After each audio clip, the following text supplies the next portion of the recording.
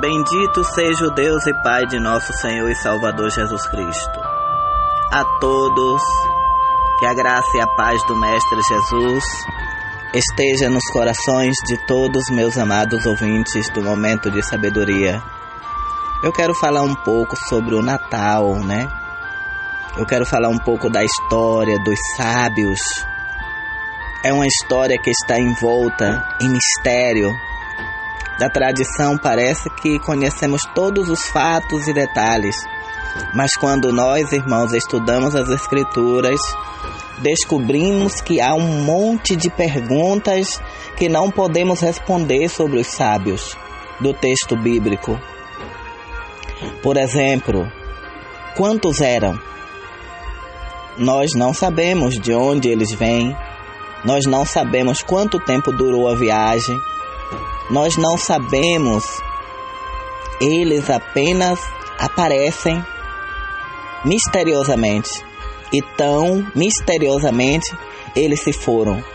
Mas uma coisa eu estou certo, é que o número de homens e mulheres sábios aumenta a cada geração.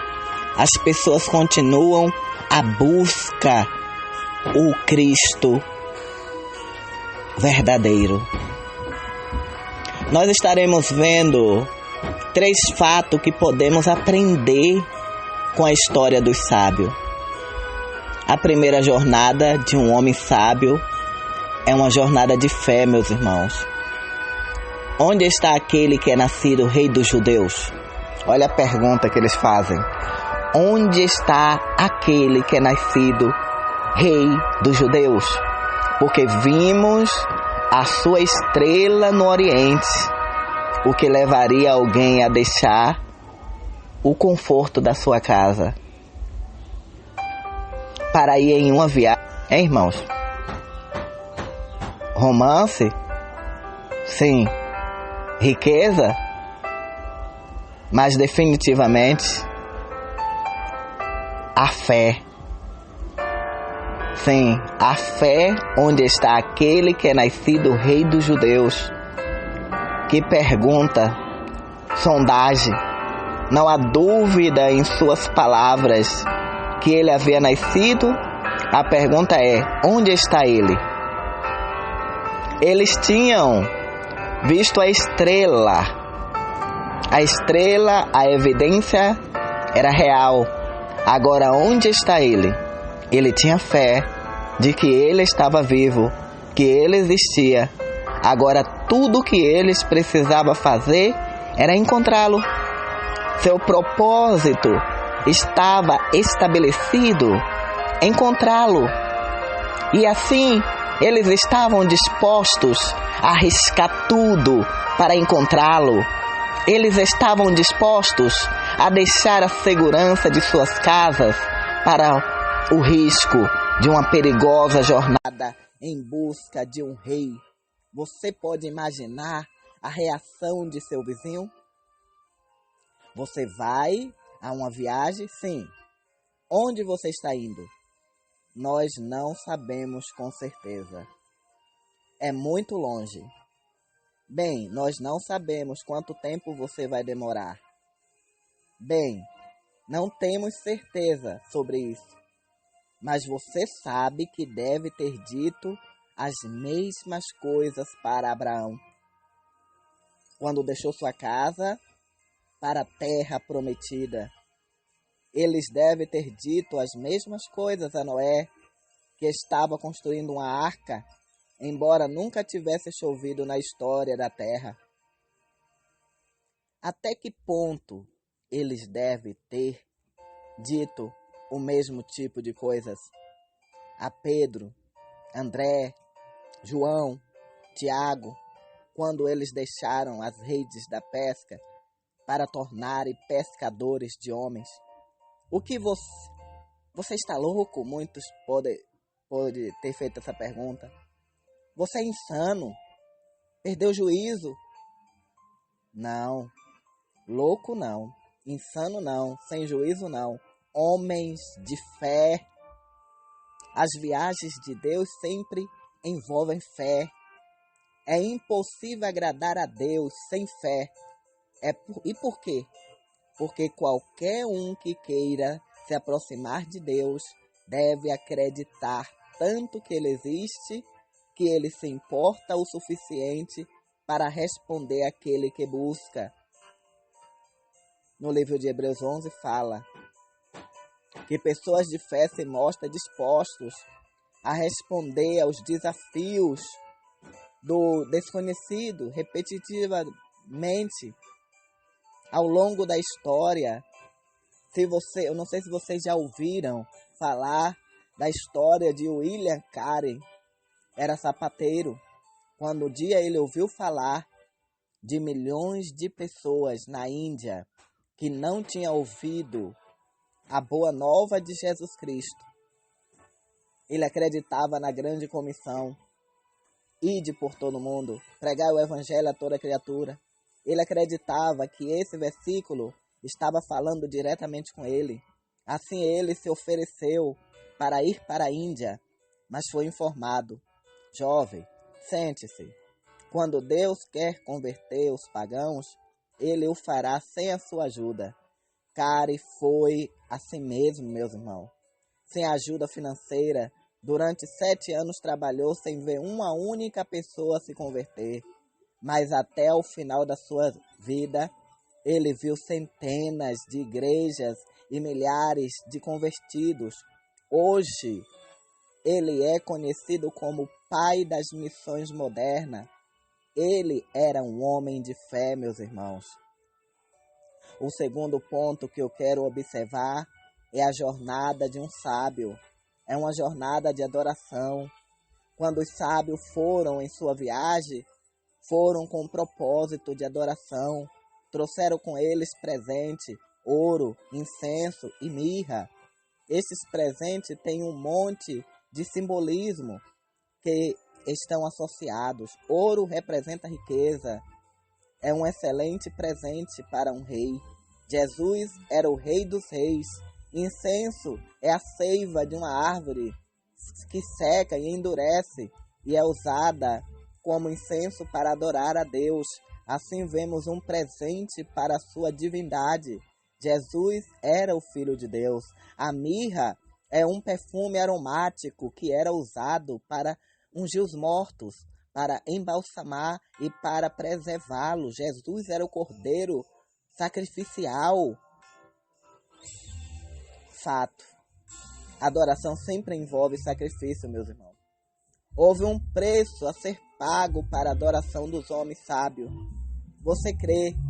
Havia de ser dedicado para uma viagem. Viajar nesses dias não era muito confortável. Na verdade, poderia ser realmente perigoso. Os sábios tinham sacrificado seu próprio conforto. Sim, tinha sacrificado seu próprio conforto para encontrar o rei, adorá-lo. Ouça o que disse Davi sobre o sacrifício. Por que não oferecerei ao Senhor, meu Deus, holocausto, que não me custe nada? Romanos diz desta mesma: rogo-vos, pois, irmãos, pelas misericórdias de Deus, que apresentei vossos corpos em sacrifícios vivos, santo, agradável a Deus, que é o vosso culto racional. Então, o maior presente, o maior sacrifício que você pode dar a Deus é você mesmo. Você diz: mas eu não dei nada para Ele hoje. Eu digo: sim, você deu. Ainda hoje você lhe deu algo de si mesmo. Você tem dado a Ele o seu tempo porque está aqui. Você está preparado para uma viagem esta noite, ao deixar o conforto de sua casa, se vestir do pronto para a procura de um rei? Você pegou seu carro e usou a gasolina para ir à igreja? Alguns de vocês, no momento da oferta, viram o gasofilaço e entregaram uma oferta para ajudar e pagar as despesas do reino e manter o prédio da igreja? Alguma água, eletricidade, zelador, todos têm que ser pagos. Quando você coloca a sua oferta no gasofilaço, você ajudou a manter o reino de Deus. Quando você veio hoje, você veio como um sacrifício vivo, mesmo que você não pode vê-lo como mesmo, você pode não ter percebido isso, os esforços que você faz para adorar a Deus e o seu sacrifício para Ele. Mas aqui é o fato que eu quero que todos vocês se lembrem. O que Deus quer acima de tudo é, Ele quer o seu coração, Ele quer sua atenção. A pergunta é o que fazer? O que estou disposto a dar-lhe? Eu estou disposto a dar-lhe o meu melhor. Estou disposto a ir em uma jornada espiritual para adorá-lo. Eu estou disposto a desistir de minha zona de conforto para seguir a Cristo.